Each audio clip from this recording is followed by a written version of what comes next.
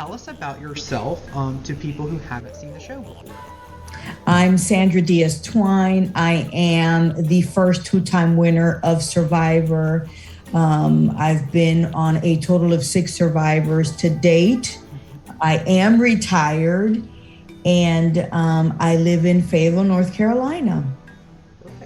So, out of all 6 different 5, technically 6, that you've been on, what is your favorite challenge you've ever competed in? I don't have a favorite challenge because I hate all physical challenges.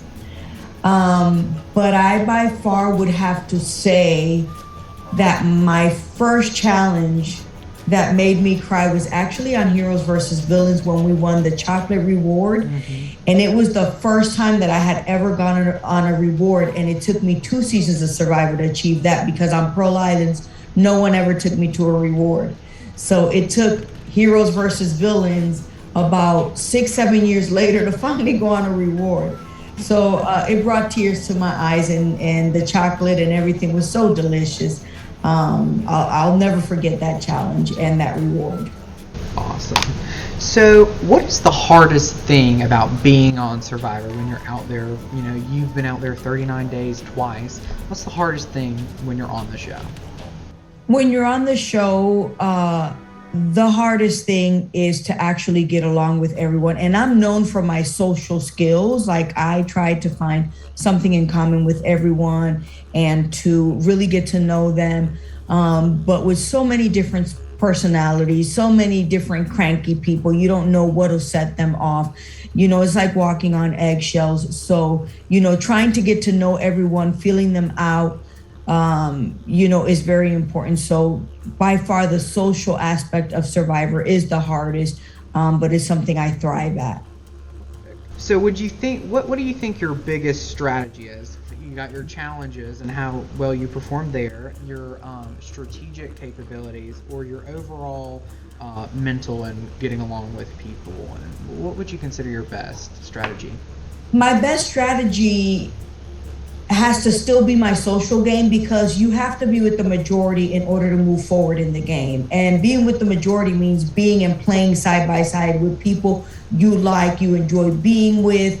You know, if someone's out there getting on your nerves, that's the last person you want to see day in and day out on Survivor for 39 days. And it, to this day, has a lot to do with who gets voted out. It's about how they treat others and how they behave back at camp.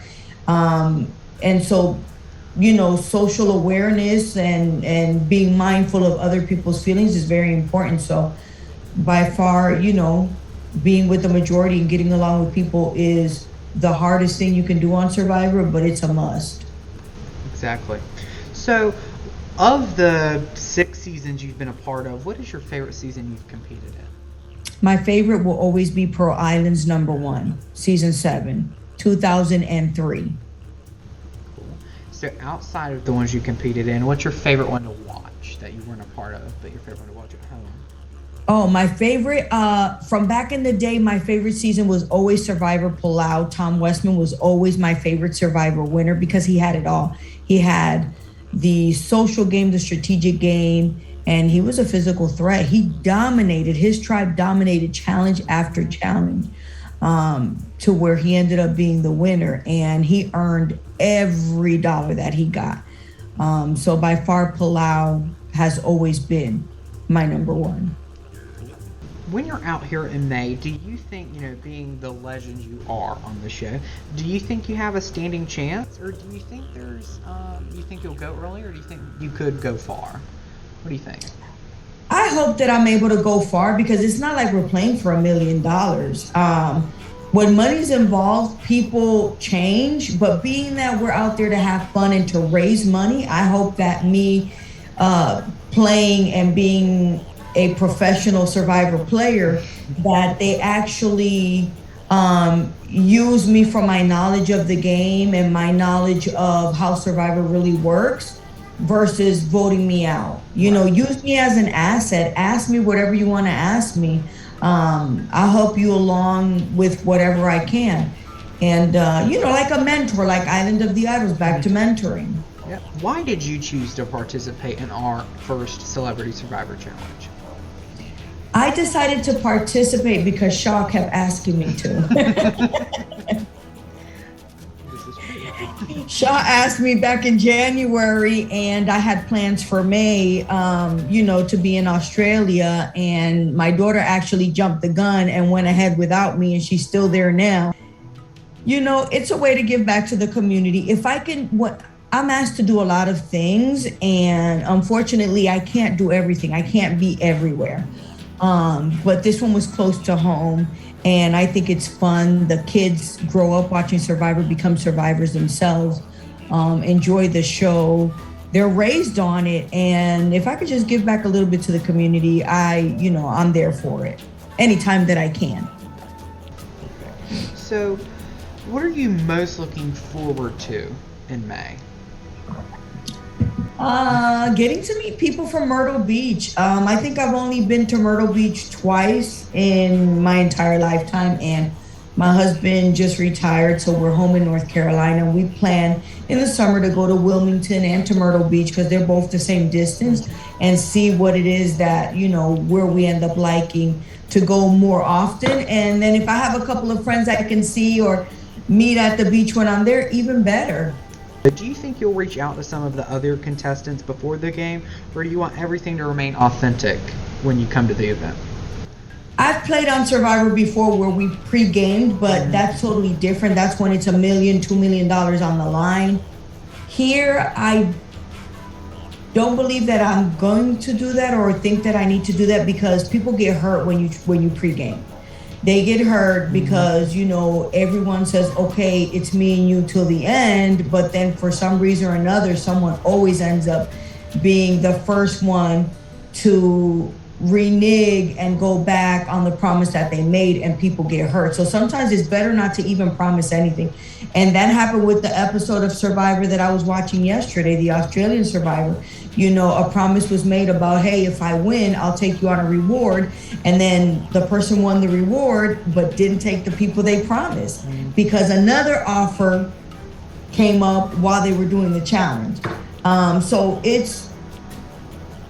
I stay away from talking about pregame alliances, and whatever happens, happens. I want it to be organic. I want it to be fluid.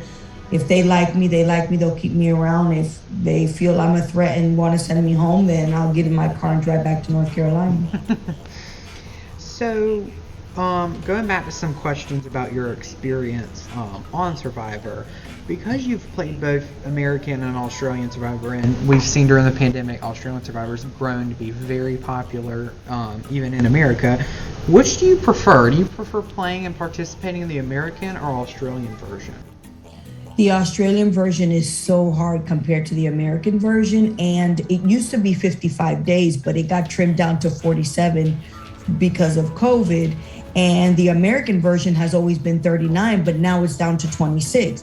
So in the Australian version, you're only playing for $500,000, where in the American version, it's $1 million. So you're spending less time on the American version and winning more money, and doing more time in a harder season to win less money. So I'll take the American version.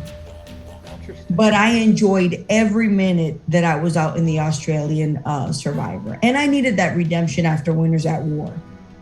Yeah, that whole season was absolutely crazy. So do you have any other thoughts you'd like to share for the public when they tune in May, or just while they're watching this? When they tune in, I hope they enjoy it. I hope everybody brings it and gives them something worthwhile watching. And I hope that there's plenty of people that they can root for. Even when we watch the real thing on TV, there's people you root for and people you just can't wait till they go home. Yeah. And I hope everyone goes out there, gives it their all, enjoy themselves, have fun, but above all, play to win. That's really what we're there to do. And, if anybody wants to donate on my behalf, it's to help our future survivors enjoy a week of Survivor summer camp. And I think it's a great cause. And hey, they could just pass up on one Whopper meal or one Big Mac combo and go ahead and donate. It stays in their community and it's for their kids. So. But thank you again for participating in this, and thank you for joining me today for an interview. Thank you, Shaw. It was my pleasure.